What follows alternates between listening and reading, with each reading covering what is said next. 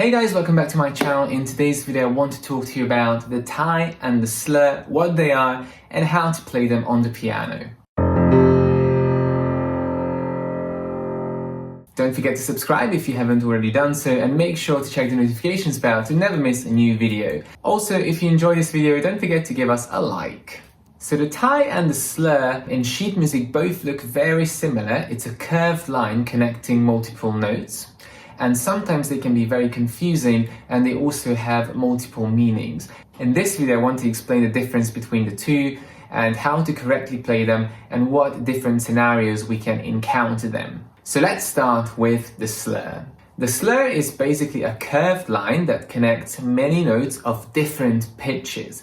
This is very important that it's different pitches, because if they are the same pitches, and by pitch I mean note, so A, B, C, D, if it connects the same pitches, it's a tie. But if it's connecting different pitches, it's going to be called a slur. The most basic meaning of a slur is legato playing, which means smooth, connected playing. So let's have a look at an example.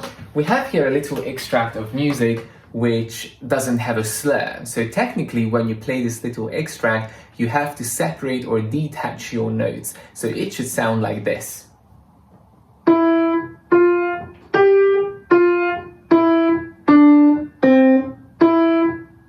So you heard there was a little gap between the notes. It wasn't completely smooth and connected. If I put a slur over this melody, starting from the very first, ending on the last note, that means that all of these notes are going to be connected. But how do we connect notes on the piano? What we need to do is, when we press down one note, we're going to hold it until we press down the second note, and that's when we lift the previous one, so there's no gap between them. So here it is in slow motion.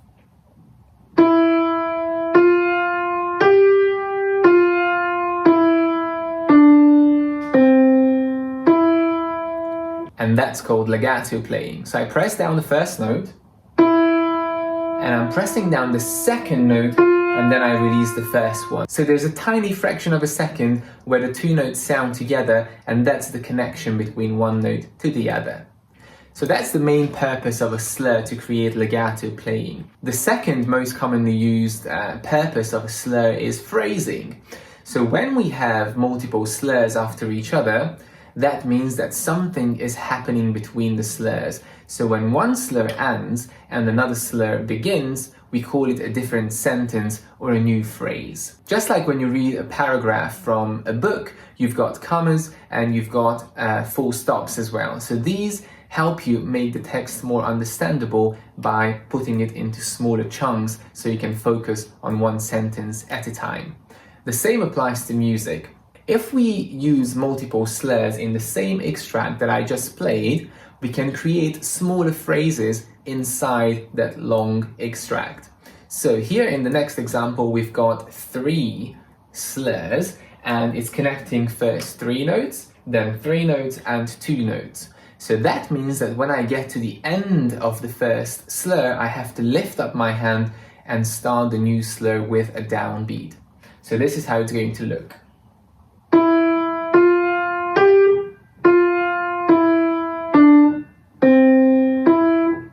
So there was a little lift between the slurs, but I still stayed in time. It's very important when you lift up your hand that you don't stop and you don't lose the pulse like this. 1, 2, 3, 4, 1, 2, 3, 4. So it has to go 1, 2, 3, 4, 1, 2, 3, 4. So these were the two most important functions of a slur: creating legato, smooth playing, and also creating phrasing or separation between ideas in music. Now let's have a look at the tie. So as I said, the slur is connecting different pitches, but the tie is always connecting the same 2 pitches. So how can we play 2 pitches connected? Because if I play a C and then I play another C, it's not connected because I have to lift up my hand to strike the key again.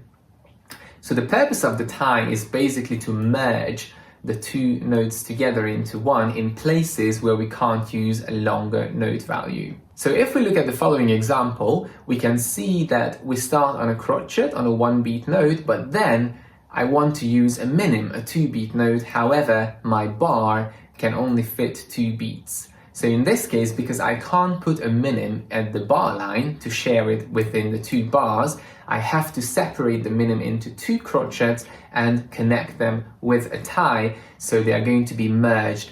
And the way I'm going to play this is I'm going to hold down my hand for both notes and I'm going to count them as 1. So basically adding up the 2 note values, so 1 plus 1 becomes 2. That's the easiest way to understand it. So let's have a look at this example. We start on the C and I'm going to count 1, 2, 3, 4.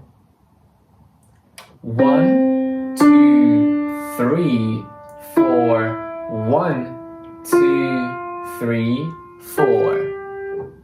So you could see I was holding down my hand while I was counting 2 beats.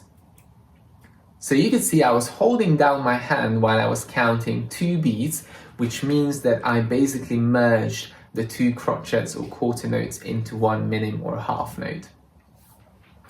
So why do we need to use a tie? Well, basically we use it in 2 settings. One is if we want to elongate a note from one bar, from the end of one bar to the beginning of another bar, because we can't put notes between bars, so we use a tie to put longer notes at the end of the bar. And the second use would be inside the bar when using a longer note wouldn't make sense because according to the time signature, the grouping wouldn't be correct. So you would use a tie, for example, in the middle of a bar where you want to separate the first 2 beats from the last 2 beats, or if you have syncopation, for example. Now let's see what happens when the slur and the tie are combined. We can have ties inside a slur, but we can't have slurs inside a tie. So let's have a look at the next example. I'm going to play it first without the slur, just the ties, and the second time I'm going to play it smoothly with the slur.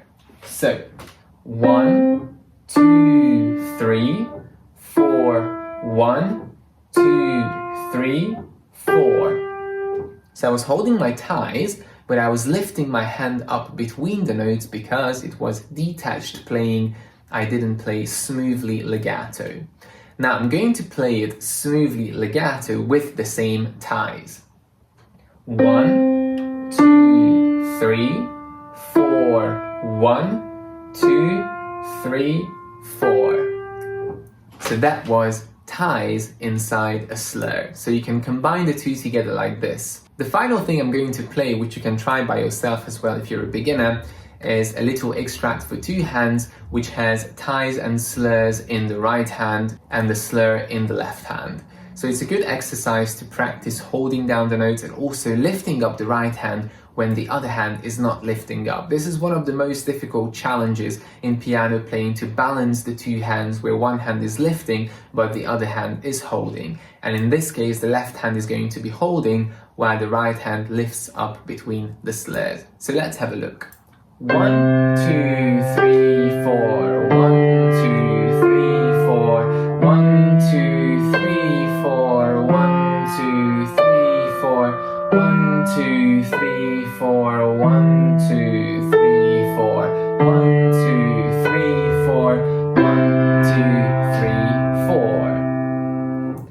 So I was lifting up between the slurs in the right hand, but I was keeping my left hand very connected. If you practice this exercise, you should master the tie and the slur. So that's the end of this video. It was a little bit of music theory with a little bit of piano technique. If you want to see more videos like this one, put your suggestions into the comments. Thank you very much for watching, and as always, subscribe for more.